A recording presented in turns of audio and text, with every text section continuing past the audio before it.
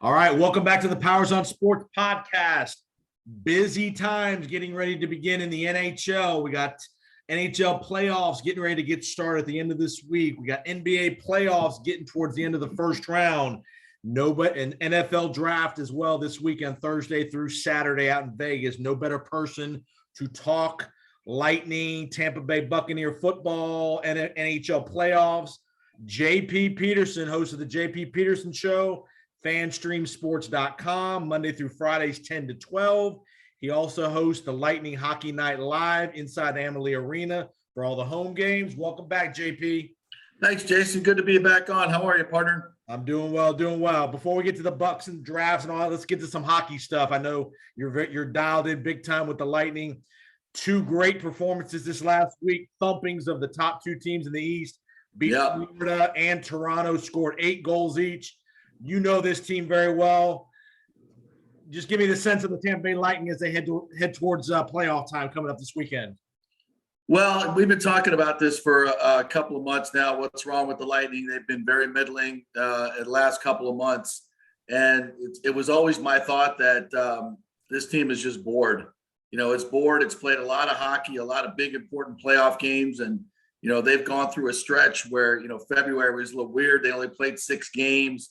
You know, then March and April, they didn't play well against playoff teams. And it just seemed to me that they were just biding their time until the games became important again. And I think we're seeing that. They ramped it up against Toronto the other night. I thought that was one of their best games offensively and defensively. Yep. And tonight was just an ass whooping of the Florida Panthers. And, you know, I really thought that these two games I've been looking at these games on the calendar for about a month now. We've been talking about them on my show. And I just wanted to see, you know, because I honestly, we don't know if this Lightning team is a great playoff team. We just don't know because this is a different team than what we've seen the last couple of years, obviously by losing the third line and, you know, and guys like Yanni Gordon were just spark plugs. And we saw how important those guys were to our team. So was this new combination going to be as good in the playoffs? And that, let's be honest, it still remains to be seen.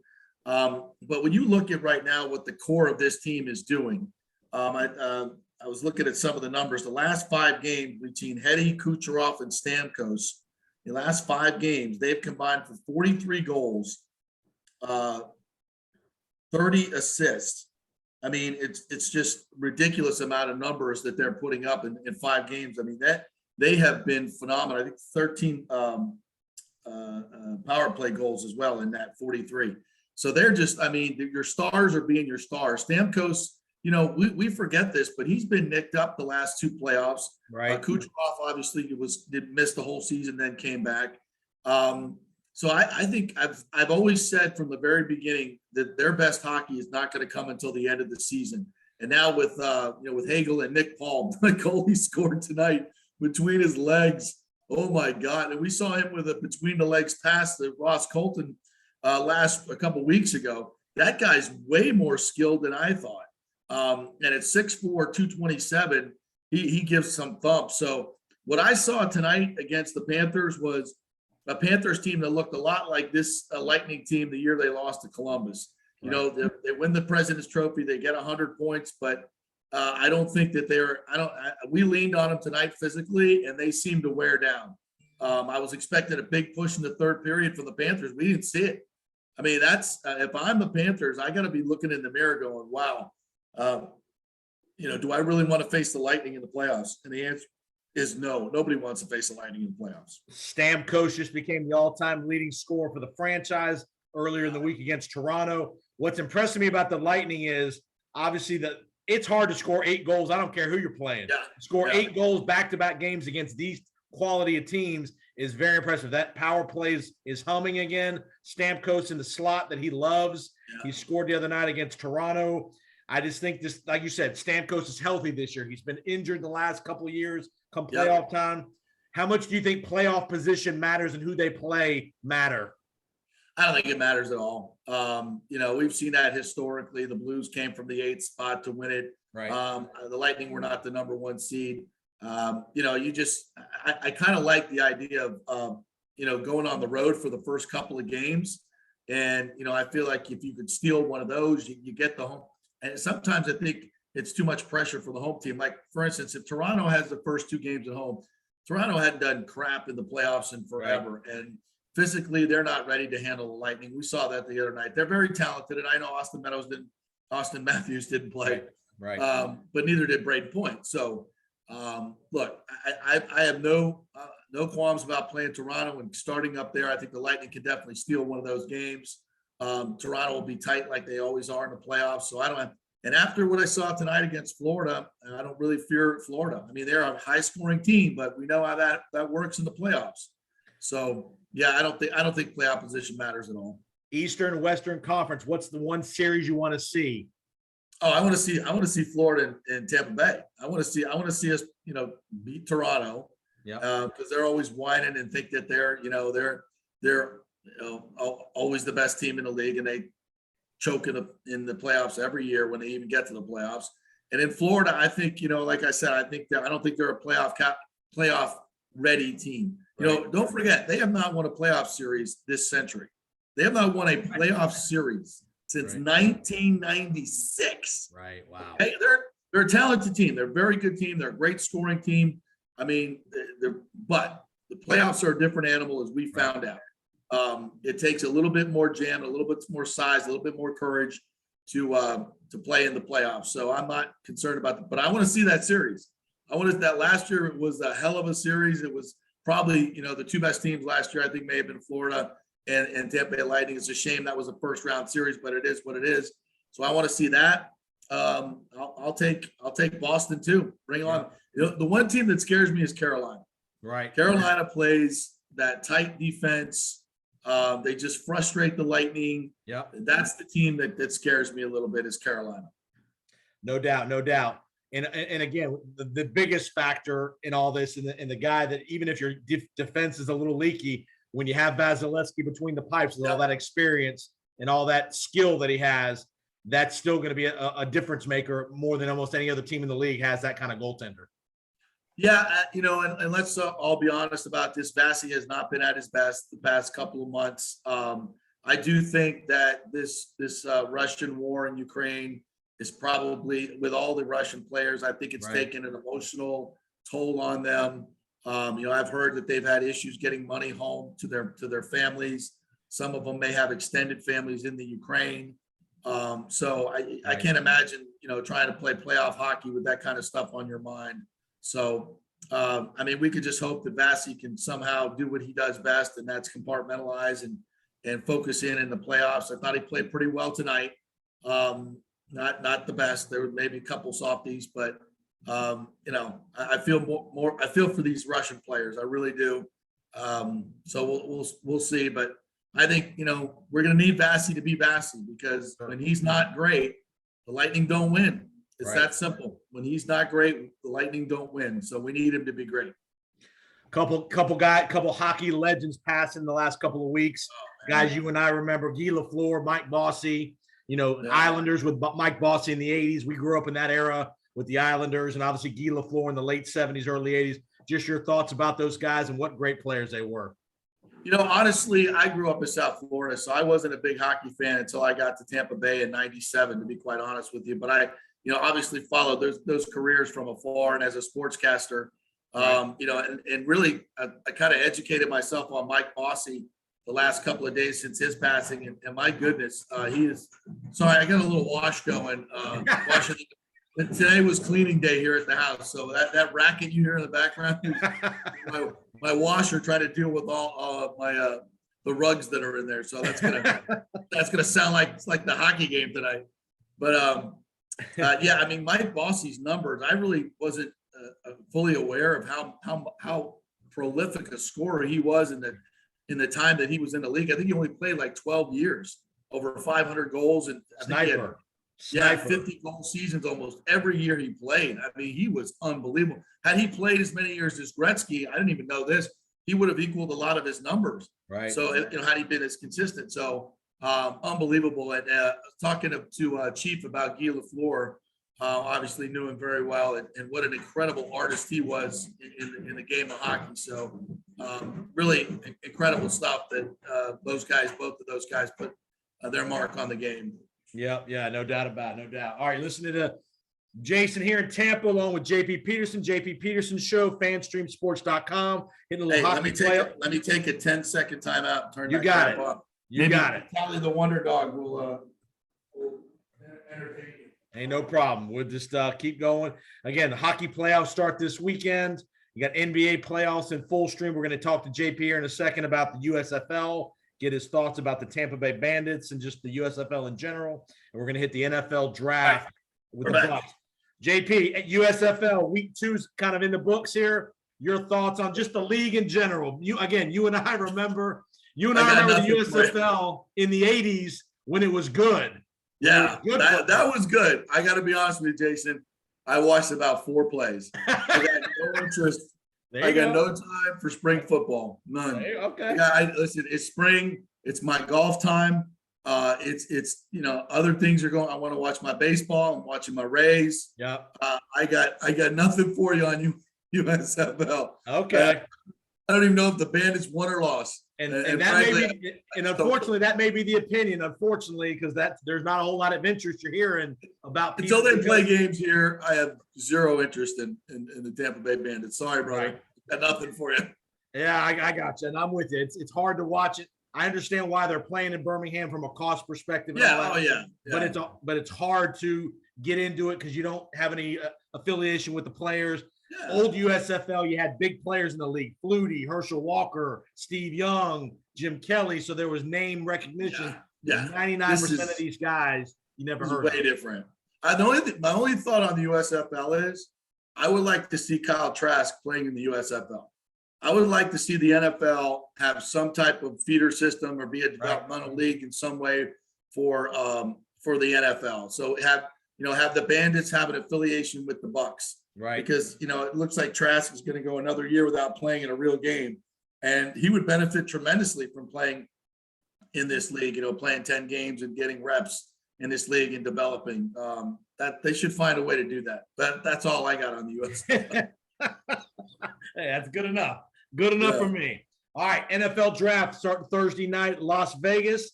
Have you ever been to an NFL draft? I have never. I've never covered a draft. I'll be honest with you, for a long, long time, I never watched the draft. Okay. I'm not a big, let's watch and see guys get picked and walk up on the. I'm just kind of like, I'm going to play golf. I'll have it on my phone, see where the draft goes, and analyze it afterwards. I just sit around waiting for dudes to make picks and stuff. I never really got into that. But I understand the importance of it. I like the pre-draft stuff and kind of looking at players and where they fit. Huge college football fan, so I know a lot of these college football players, and I watch them over the year. While I'm watching college football during the season, I'm always making notes on certain players that catch my eye. And I really like this kid Lewis Seen from Georgia, the safety, who I think can also play in the slot. Very tremendously explosive athlete, great tackler, very physical, long, fast. I think Todd Bowles, and I think this is where we might see some of the Todd Bowles influence on this draft, having more influence. I think the Bucs will go defense heavy in this draft because their offense, frankly, is in good shape. It's in great shape. I can see them drafting Zion Johnson, the guard, if he's available in the first round. I think he would be one of those guys that's, you want to plug in like an Ali Marpet for 10 to 12 years. Yep. You don't want to miss on guys like that, if you're picking 27th. But there's a few teams ahead of us that are looking at guards as well. So I don't know if that's going to happen. I think Jason Light's going to be very busy. I think he's going to be trading up and trading back, maybe trying to get more picks. But I think what they're looking for is to probably find 2 players that can impact this team on the defense this year, one in the secondary and one up front. Yeah, either edge rusher or an interior defensive lineman that can help them. Because I still think, and this should be their mentality, this year is again about being all in. While they're not really forced to take a certain position like they were a couple of years ago with Tristan Wirfs, and boy, was that a home run. They still, I think, philosophically I think their number one goal should be find 2 playmakers on defense. And whether that be in the first, of your first 3 picks, you should find 2 players on defense that you think can make an impact And I think that would be secondary and up front. I think that should be their draft philosophy. And if somebody falls to you that's an offensive guard, a lot of people are talking about receiver, and I know it's a great receiver draft, but there'll be great receivers in next year's draft. And we have so much, resources into that receiver position right now with Gage, Evans, and Godwin. I just don't, I don't think you can go receiver, but and I think later in the rounds, a receiver or in a running back maybe, but I think the first 4 picks should be defense heavy. I think you'll see the Bucks probably at either, like I said, second, third, fourth round. Tight end is a spot because they're aging there a little tight end. The Bucks just opened up $9 million of salary cap with Tom Brady. Don't think that $9 million is not going to Rob Gronkowski, by the way. That's exactly where that $9 million is going. That's exactly where that's going. But it ain't going to be until probably June or July. That's right. He's got Gronk Beach to handle till then. Yeah. But I'm with you. I think you'll see a heavy influence defensive line with potentially to replace Sue. Again, you can never have enough cornerbacks in this league. You can't, especially hybrid guys that can play safety and slot. They've fortified that in the offseason with Logan Ryan and a couple other guys. Your thoughts on, give me a Florida State, a Florida, and a Miami guy. We've so used to there being 3 or 4 guys from those schools going in the first round, and it's been very barren the last few years out of those 3 programs. Give me a guy out of one of those 3 programs that you like. Yeah, it's interesting too. We talk about all the struggles of the Florida teams, and you don't have to look any further than the NFL draft. Yeah. The reason these teams are struggling is because they don't have the talent they once had.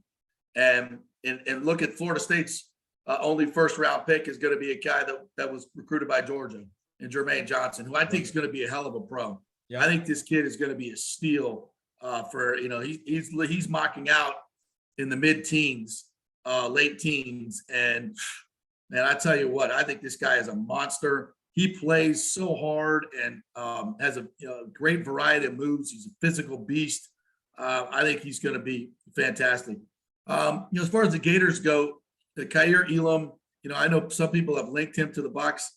I hope we don't take him. I'm not impressed by that kid. I don't, they call me a Seminole hater, but I don't think he's a first round corner material. Maybe I'm a little shell shocked from the Vernon Hargraves experience. That should have no bearing on the pick.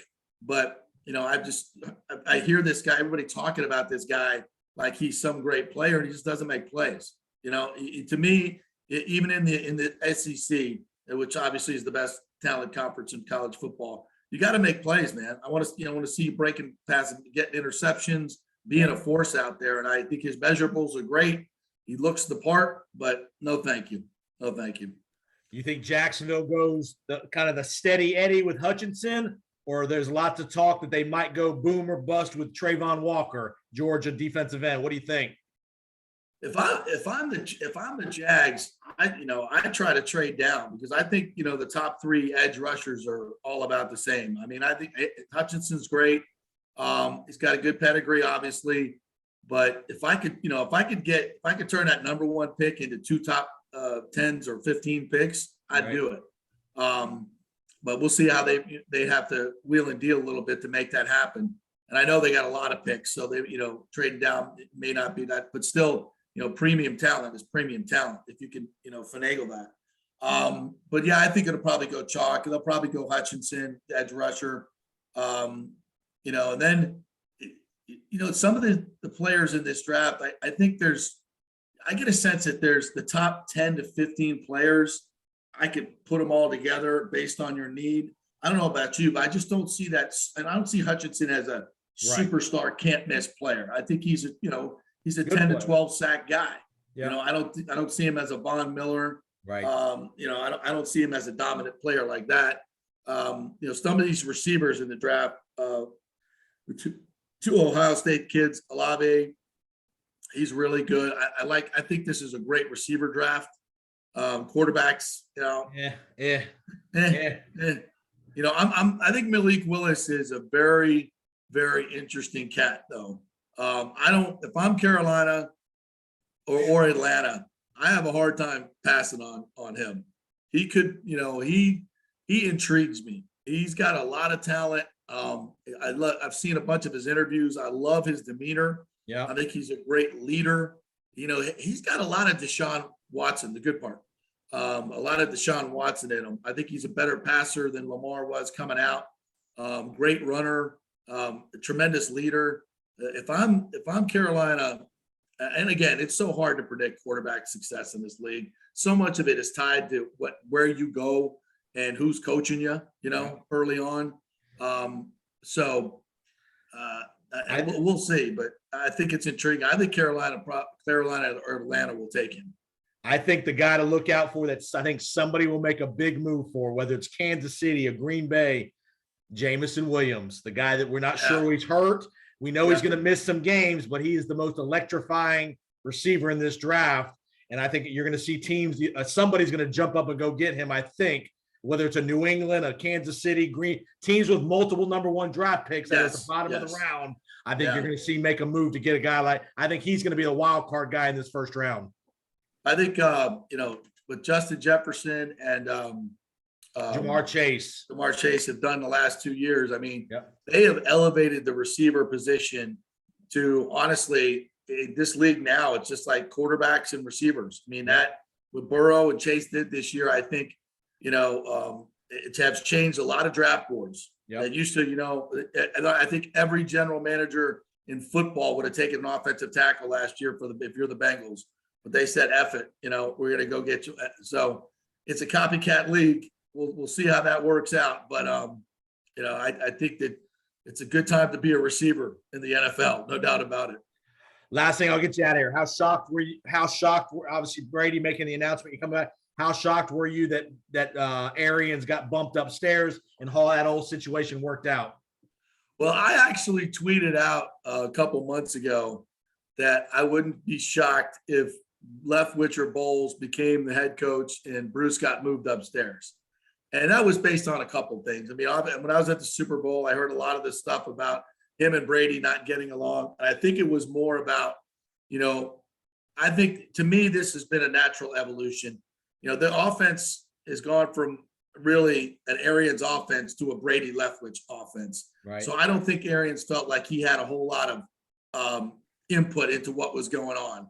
And obviously he wasn't doing anything with the defense. And instead of being a guy that holds on too long, and wants to, have that last year with Brady, I really believe it was a magnanimous decision that he made to hand it over to Bowles. Now was Brady probably a little bit upset about the way the offense was running? Yeah. I mean, they got skunked by the Saints. The first 3 quarters against the Rams were awful. Right. I mean, they had a great year in terms of numbers, but when they needed that offense late in the year, when AB was gone, it wasn't great. And I think just initially, that's probably why Brady retired. He's like, I don't want to do this again. It was too hard at the end of the year. And I think after a couple months, he realized, you know what, for a month or 40 days or whatever it is, that was more about injuries to Wirfs. It was more about not having AB and not having Godwin than it was about Bruce Arians or anything that was going on in there. And I think Bruce basically said, look, you know what, I'm not doing anything really. I've handed everything off to everybody else. Why not give Todd the keys to a Ferrari instead of a Pinto, until Brady leaves? I wouldn't be walking the walk if I waited another year and put Todd in a bad situation in a rebuilding team, because that's what this team's going to be when Brady leaves. It's going to be a rebuild team, a complete rebuild. So I think, he did what his legacy would suggest he should do, and that's leave a year early instead of a year late. I think it was a hell of a decision by Bruce. It was a very selfless decision, and I think the Bucs rewarded him by moving him upstairs. They're going to pay him, and they're going to put him in the Ring of Honor next year. And I think that's exactly the way it should have been handled. I think everybody wins in this situation, and I think the narrative that he was pushed out by Brady is I don't think that's true at all. Nudged might even be a little bit more. I think it was Bruce's decision, 100%. I do too. Yeah, I do too. Well, John, JP, keep up the great work. I'm going to put you on record for Lewis Cine as your pick in the first round. That's my pick. Lewis Cine it is. So check out the JP Peterson show every Monday through Friday, 10 to 12. Tell everybody where they can find you online. Yeah, you can find me at fanstreamsports.com. That's our website. It's a clearinghouse for all our podcasts and the live stream. We also have an app, FanStream Sports, which you can see FanStream Sports, all one word. Download it. It's just about listening to the show. You can tap the app and you can listen to the show from the beginning anytime you want, in middays, afternoon drive, whatever you want. We're live from 10 to 12 if you want to watch that on YouTube. We're also on Apple and Spotify. Just search it on there, subscribe, and you get the notifications when the show posts every day at noon. So there you go. And if you're in the arena for playoff hockey, yes, you'll see John and all the JP and all the intermissions between period stuff, doing some great stuff with Come the say Lightning. hello. Keep up the great work, JP, and we'll you too, talk Jason. real soon, my man. You too. You got a great podcast. Appreciate you. I appreciate it. Have a great day, and we'll be right back on the Power Zone Sports Podcast.